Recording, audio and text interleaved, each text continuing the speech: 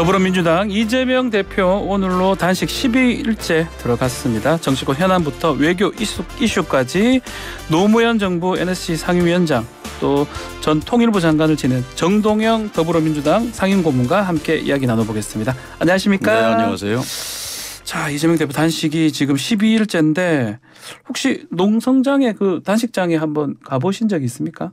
네, 초반에 한번 갔었고요. 어제 저녁에 함세웅 신부님 같이 방문을 했는데 많이 힘들어 하더군요. 그러니까 그 초반에 갔을 때에 비해서는 뭐 체력이 현저히 떨어져서 앉아 있지 못할 그런 상황. 그래서 낮에도 단식장에 누워 있었더라고요. 많이 지금 힘들다 이렇게 하는 것 같은데 또 어제 뭐 단식을 거두어라 하는 분들도 있는 것 같아요. 이낙연 전 대표도 방문을 했고 어떻습니까? 단식 좀 더 하기 좀 힘든 그런 부분도 있을까요? 사실 우리 정치에 저는 비극이라고 생각합니다. 말하자면 지금 민주주의 위기 속에서 1983년, 1990년 김영삼 전 대통령, 김대중 전 대통령이 이 독재 정권에 맞서서 이제 단식으로 돌파를 했던 그런 기억이 선명하죠. 어떻게 보면은 3대 단식이라고 할 수 있는데요. 이재명 대표 입장에서는 이렇게 자신의 목숨을 걸고 현 국면을 돌파하지 않으면 안 되는 그런 절박한 상황에서 선택한 것이다. 뭐 본인도 뭐 굳이 그렇게 하고 싶었겠습니까마는 어쩔 수 없는 불가피한 선택이었다고 생각합니다. 불행한 일입니다. 여당에서는 지금 명분 없는 단식 쇼다 이렇게 얘기를 하는데 이거밖에 선택할 수 없었습니까? 그렇죠. 우리의 지금 정치 수준을 지금 여당의 반응을 보면 그런데 너무 적대와 증오, 조롱 뭐 이런 것들로 좀 절되어 있는데 국민들 보시기에도 그렇게 유쾌하지 않은 그런 장면이에요. 최소한 인도적 견지에서라도 단식 말고 대화를 통해서 문제를 해결해 나가자고 하는 것이 최소한의 금도 아닐까 하는 생각을 합니다. 그 내년 총선을 앞두고 있잖아요. 그러면 또 국민들을 위한 제1야당으로서 민주당에 필요한 거는 뭐라고 혹시 보십니까? 지금 국민들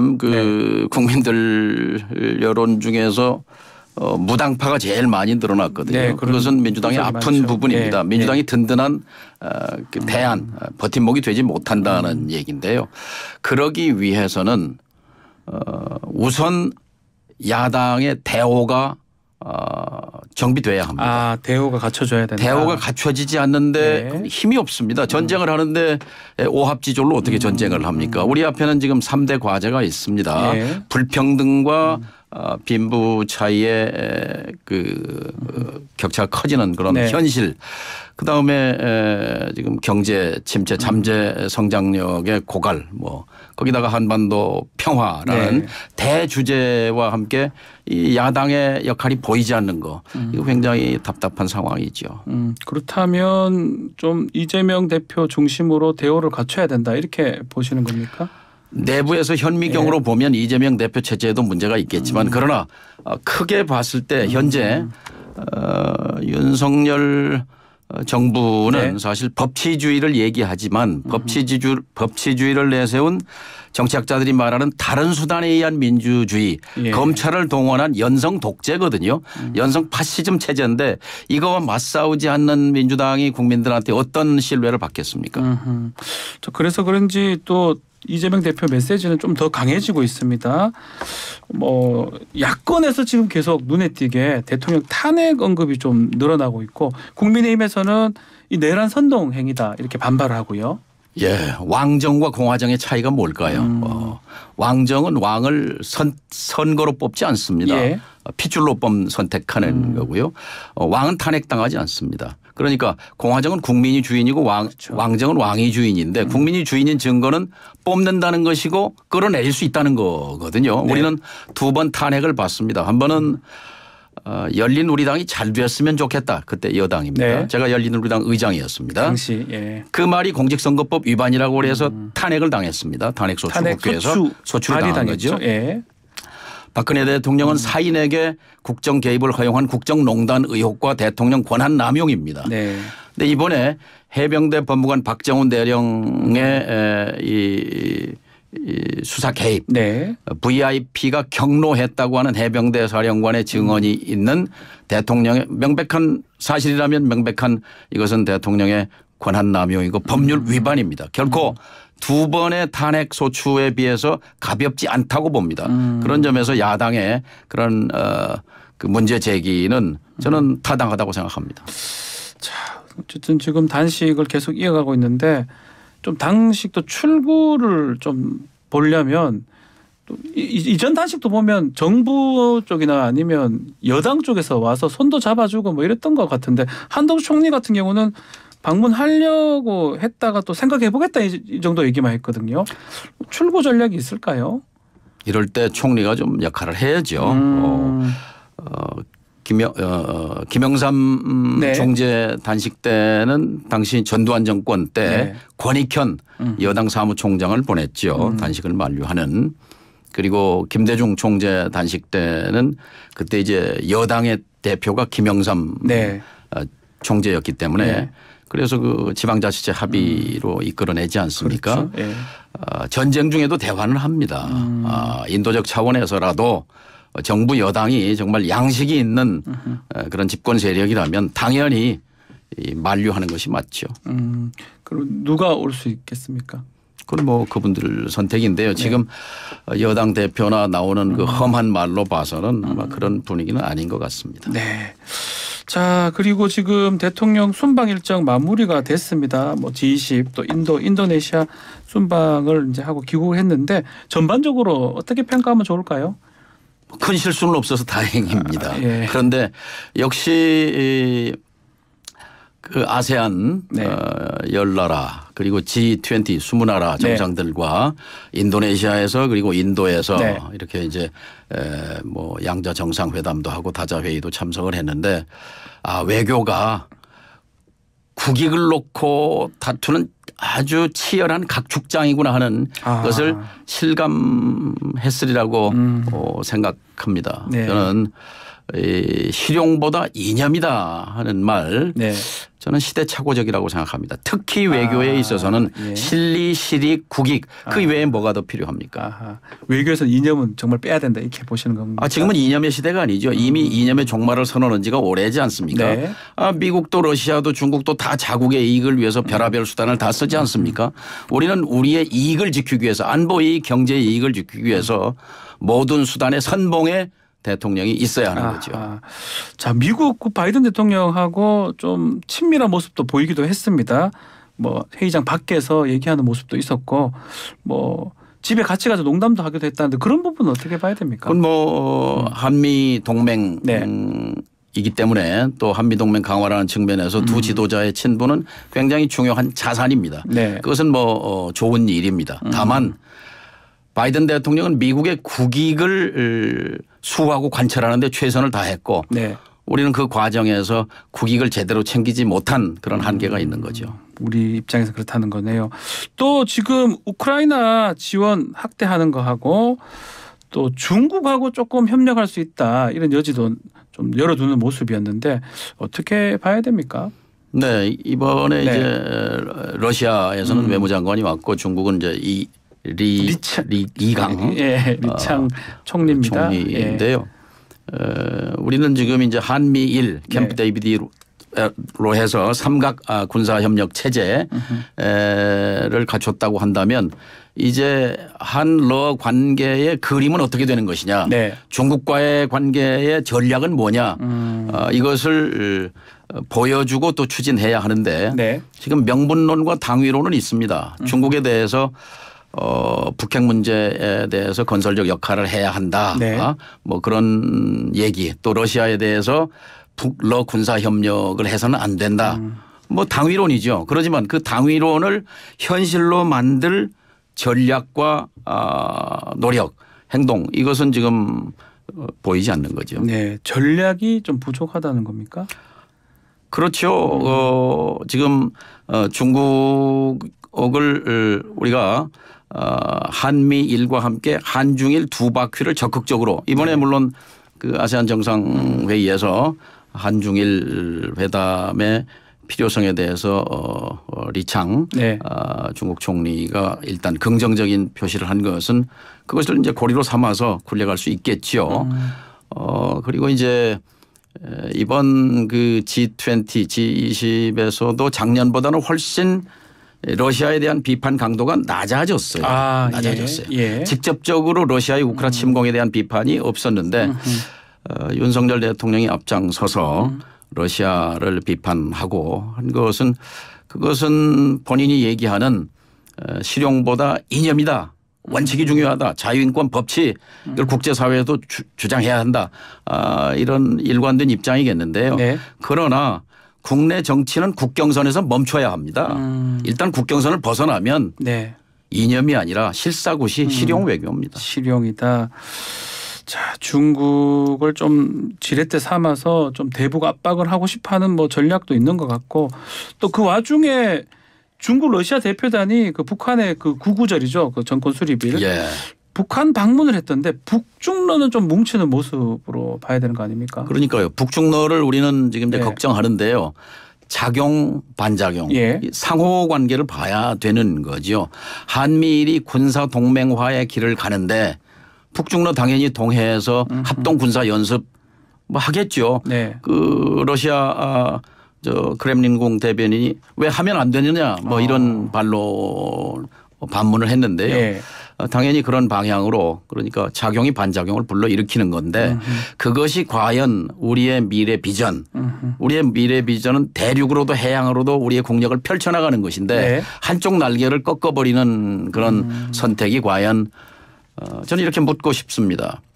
지난 1년 반 윤석열 정부를 겪으면서 대한민국은 과연 더 안전해졌는가 우리 국민은 과연 더 발 뻗고 편하게 자게 됐는가 그리고 동북아의 평화는 더 증진됐는가 이 질문에 대해서 대답해야 합니다.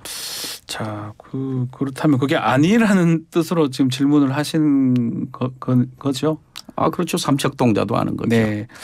자, 뭐 비슷한 맥락으로 지금 김정은 위원장 러시아 갈지 그 얘기가 계속 나오고 있거든요.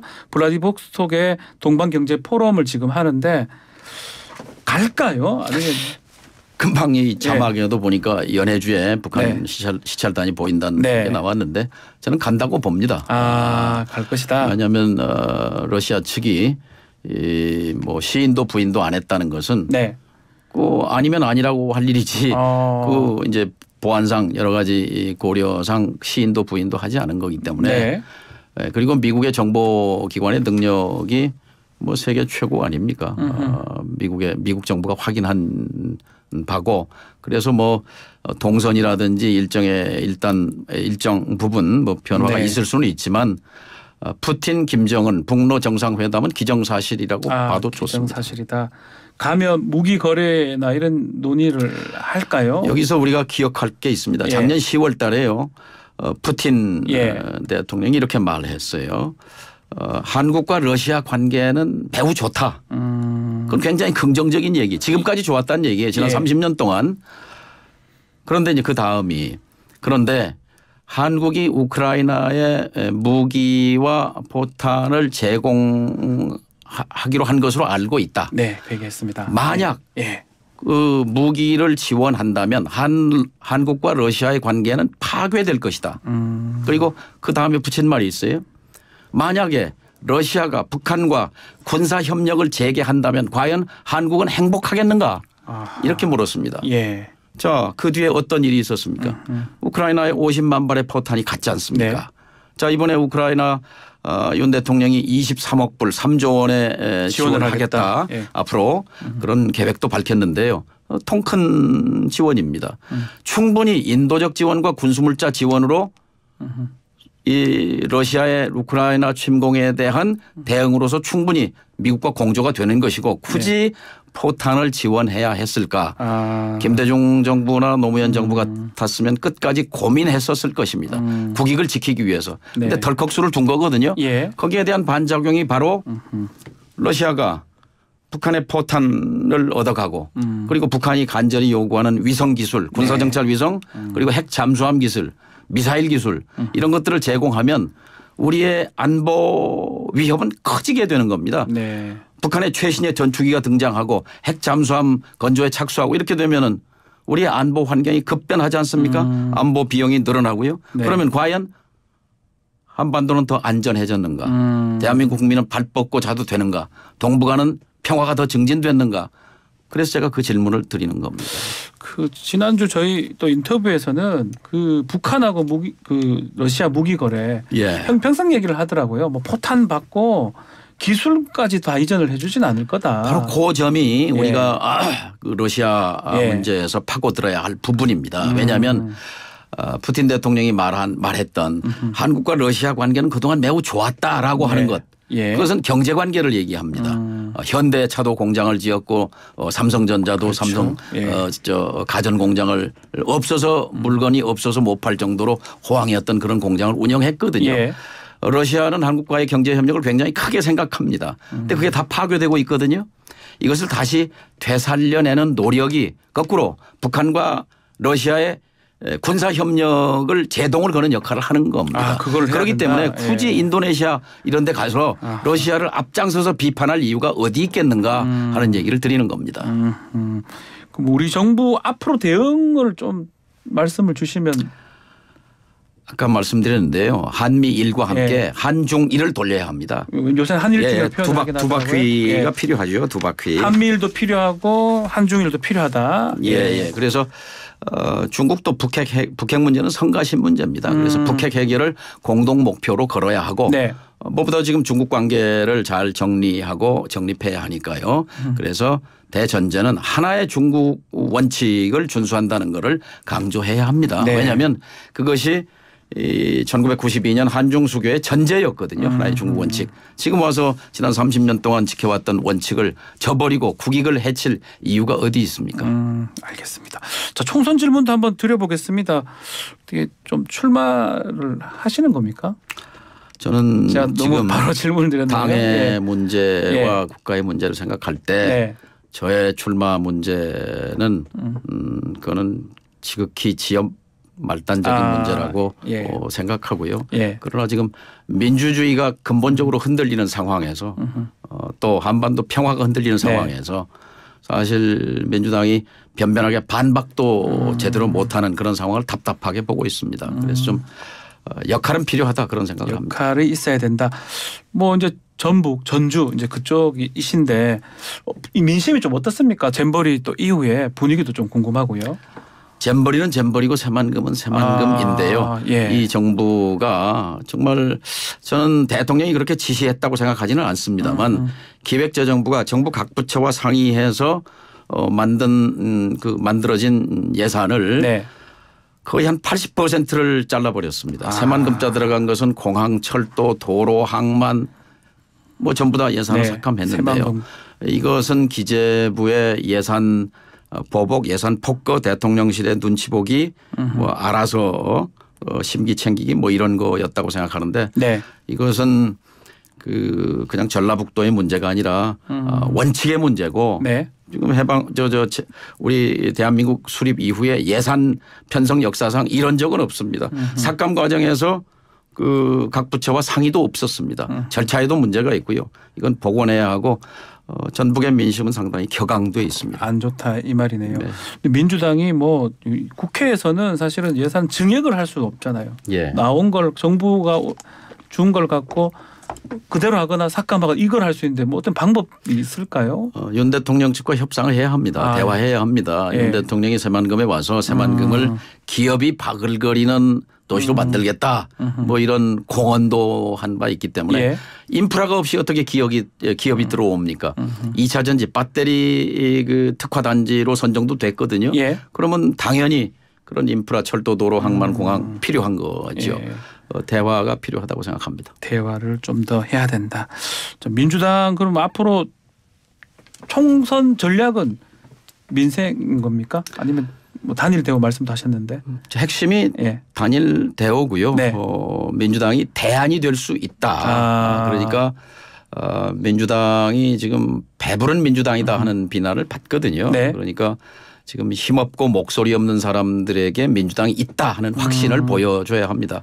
그 좋은 기회가 정기국회죠. 예산국회고 네. 국정감사 과정인데 지금 국회 열리고 있으니까요. 지금 말하자면 기득권층을 대변하는 국민의힘과는 확실하게 다르게 목소리 없는 사람들의 목소리를 확실하게 대변하는구나. 이것이 가장 큰 총선 전략이겠다. 저는 그렇게 생각합니다. 알겠습니다. 자, 다음에 한번 다시 또 모시도록 하겠습니다. 오늘 말씀 여기까지 듣겠습니다. 감사합니다. 감사합니다. 정동영 민주당 상임고문과 함께했습니다.